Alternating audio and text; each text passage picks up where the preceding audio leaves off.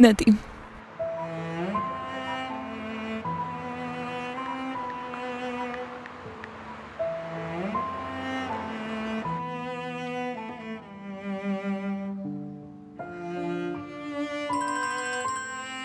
अरे कहीं वो इसकी आवाज सुनकर उठ ना जाए।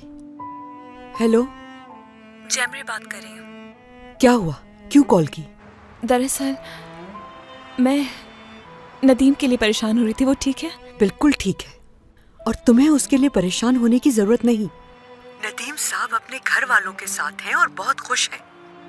मैडम शहनाज उनका बहुत अच्छी तरह ख्याल रख रही हैं। तुम्हें परेशान होने की जरूरत नहीं है। खुदा हाफिज। रुकिए रुकिए, फोन ना बंद कीजिएगा। देखें, नदीम का बहुत ख्याल रखिएगा, समझ गई ना आप? उसे बोझ समझकर उस कमरे में अकेला ना छोड़ दीजिएगा प्लीज। जीता जागता इंसान है नदीम, हर चीज महसूस करता है वो। देखिए, मेरी गैर मौजूदगी में सिर्फ एक आप ही हैं जिन पे भरोसा कर सकती हूँ मैं। प्लीज नौरीन आंटी, मेरी बात समझ रही है ना आप? उसका ख्याल रखिएगा प्लीज। हम उसका बहुत अच्छी तरह से ख्याल रख रहे हैं, तुम्हें फिक्र करने की जरूरत नहीं।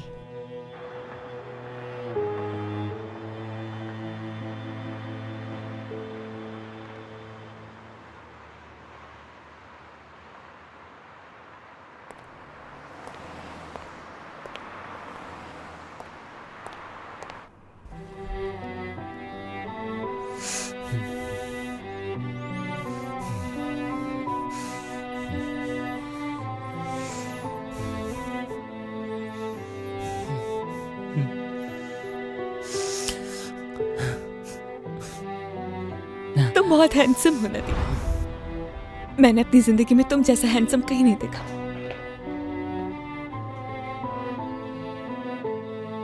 बहुत खुश हूं मैं।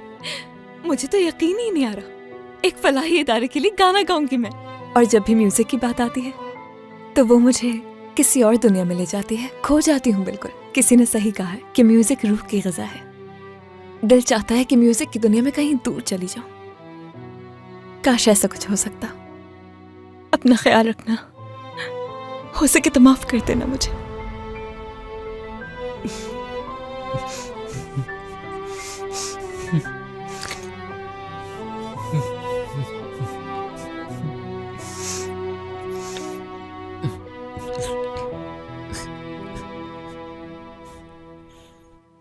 Gel gönlümü yerden yere vurma güzel ne olursun. Gel gönlümü yerden yere vurma güzel ne olursun. Gül dururken dikenleri derme güzel ne olursun. Gül dururken dikenleri derme güzel ne olursun. Git diyemem, kal diyemem, sen goncasın gül diyemem. Git diyemem, kal diyemem, sen goncasın gül diyemem. Çok severim, söyleyemem, sorma güzel ne olursun. Çok severim, söyleyemem, sorma güzel ne olursun.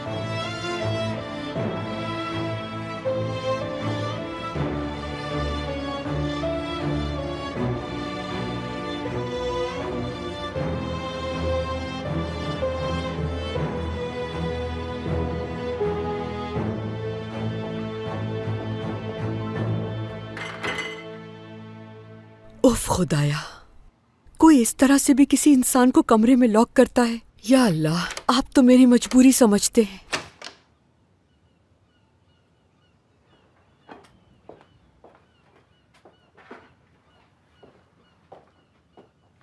Good morning Nadeem बेटा, मैं तुम्हारे लिए नाश्ता लेकर आई हूँ। चलो आ जाओ, हम दोनों मिलकर साथ नाश्ता करते हैं। देखो बाहर कितना अच्छा मौसम है, तुम कहो तो हम बैल्कनी में बैठकर नाश्ता करें।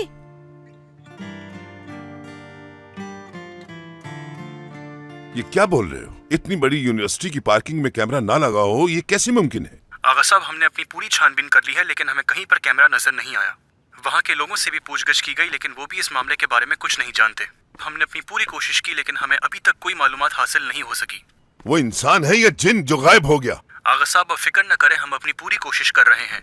अब वो इंसान है या जिन, पुलिस की गिरफ्त से बच नहीं सकता। हाँ हाँ, बिल्कुल बिल्कुल, वो किसका जिन है यही तो मालूम करना है हमें।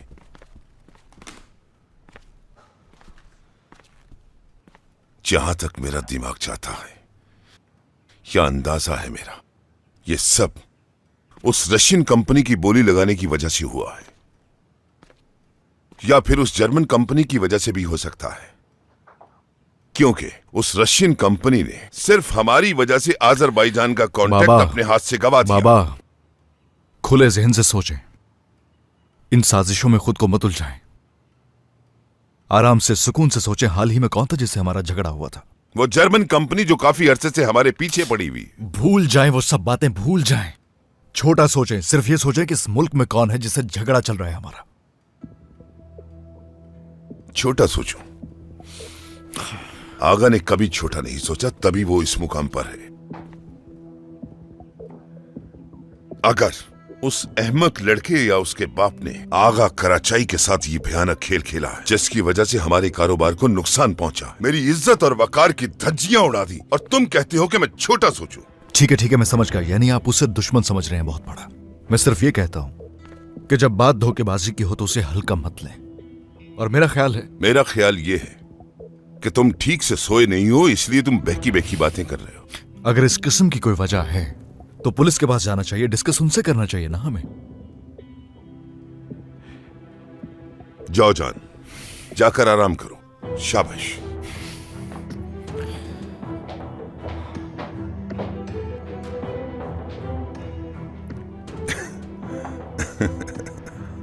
मेरा बेटा समझता है कि दुश्मन करीबी है,